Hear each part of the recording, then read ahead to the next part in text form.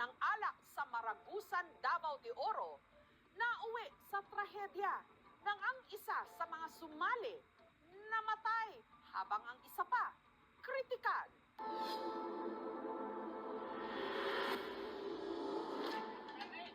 Susuka pero hindi susuko. Tila yan daw ang moto ng mga lalaking ito.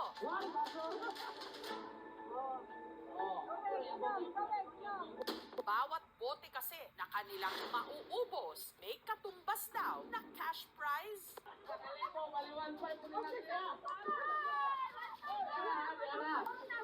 Okay, Mauro, 2.5 na.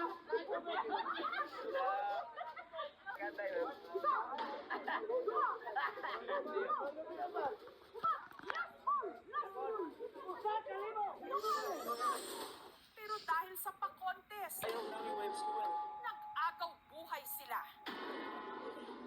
Dili na gani mo inom, gipugos yun, gipugos.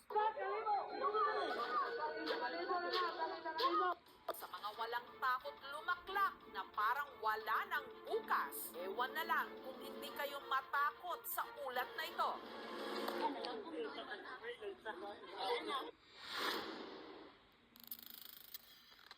Ang palarong inuman naganap sa kasagsagan ng pista ng Purok Dahlia 1 sa Maragusan, Davao de Oro. Nagiinuman daw noon sina Natoy nung naisipan niyang magpa-contest. Ang pares daw na makakaubos ng isang bote ng 750 ml na alak. Bibigyan niya ng tig-500 piso. Ang pumasa sa kanyang hamon ang magkaibigang Elmer at Planos. Kapiras ha, voluntaryo lang kami sa pag-inom. Dahil nagkakatuwaan na ang Vice President ng Purok na si Anet, nagdagdag pa ng papremyo. tig-1,000 piso sa pares na makakaubos ng isa pang bote ng alak. Isang bote, 500. Minum magani tayo na walang gasto pa kita papalit. Alright, lupa na sa kalibo, ha?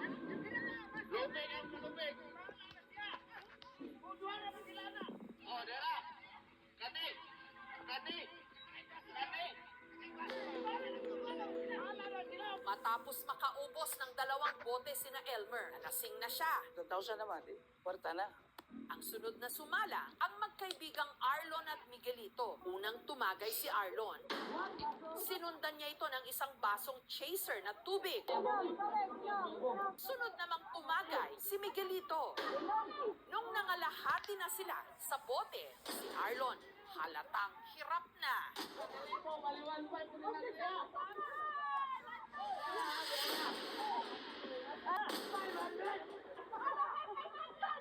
Okay, Mauro, 2.5 na.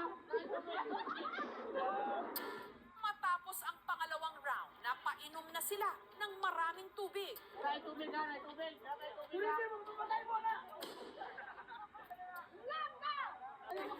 Sina Arlon at Miguelito nahirapang ubusin ang tirang alak. Hanggang napailing na lang si Arlon. At huminga ng malalim at saka muling tumagay ng isa pang baso.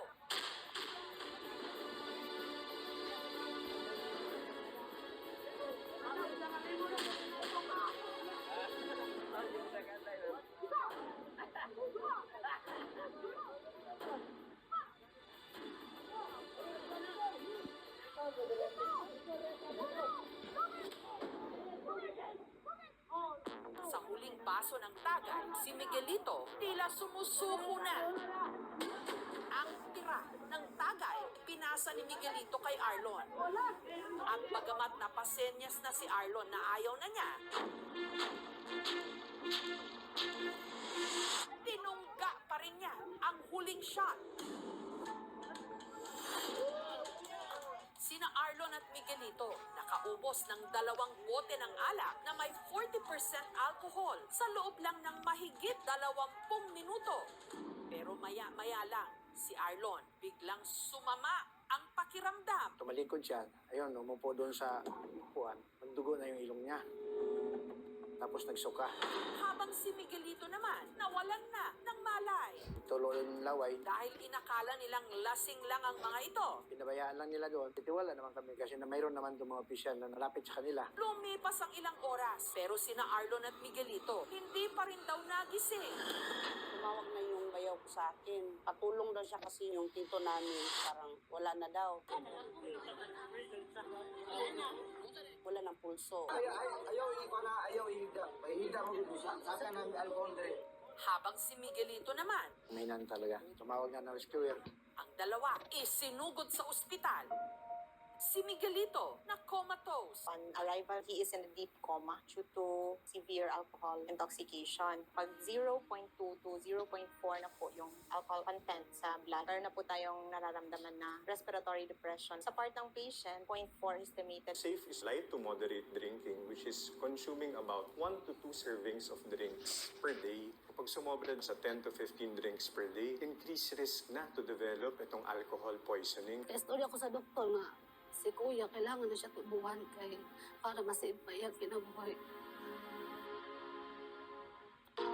Habang si Arlon, dead on arrival sa ospital. May puputok sa iyang bulok ugat tungod sa iyang giinom. Ang panganay na kapatid ni Arlon na si Leticia, hindi matanggap ang sinapit ng kapatid na isa pa naman daw PWD o Person with Disability. Napalim di ang tiil, iyang tripod. Miss, mahina na. Anong di pa inom nagila, gusto mamatay na lang? Mag-isa lang sa buhay si Arlon at ang pag-inom ng alak daw ang tanging bisyo niya. Hindi naman siya yung basagulero. Patutulog lang talaga siya. Masama raw ang kanilang loob sa mga pasimuno ng contest at pati na rin daw sa mga nakinood. Dulaan nilang kinabuhi sa tao. Samantala, makalipas ang 2 araw, ang nakomatose na si Miguelito, himalang nagkamalay. Nagpapagaling na siya ngayon sa ospital. Kaya ako sumali kasi para mayroon pa kayo pagkain. Anak ko. Umalay namin na kaya ba? Sa kwento ni Miguelito, hindi pa man daw nila nauubos ang laman ng bote, tila sumama na ang kanyang pakiramdam. Hindi na kaya kasi gawa backfire na eh. Nahihilo talaga. Sunod na lang daw niyang namalayan, nasa ospital na siya. 50-50 talaga ako eh. Na ano nang ginawa ko eh. Parang maubusan na. David na kaluoy ka siya kasi tarong nga panginabuhi. Wala po siya asawa. Wala pa siya kaming bata. Luoy siya kayo. Sa ospital na lang din niya nalaman ang sinapit ni Arlon. Dito na namalaya na. Tayo na dito. Oh, awa talaga. Kasi kasama ko yun. Hindi na talaga inom ako. Eh, ito ang pagkataon ng binigay siya Panginoon. Nabigyan pa na ako ng may buhay pa na. Muntik na ako na matay. Tukpo sana, justisya.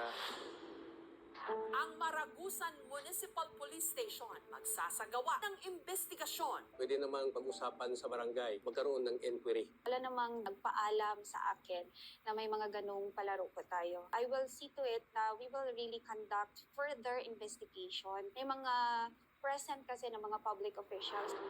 Nitong Huwebes, ang mga naulila ni Arlon at ang mga itinuturong promotor ng pa-contest na sina Natoy at Anet, pati na ang ibang mga opisyal na nasa insidente, nagharap-harap sa barangay.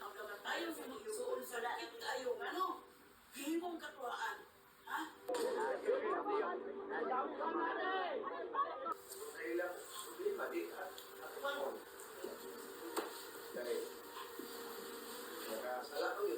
Ikaw, Anit. Grabe ka, hindi mo sa aming video.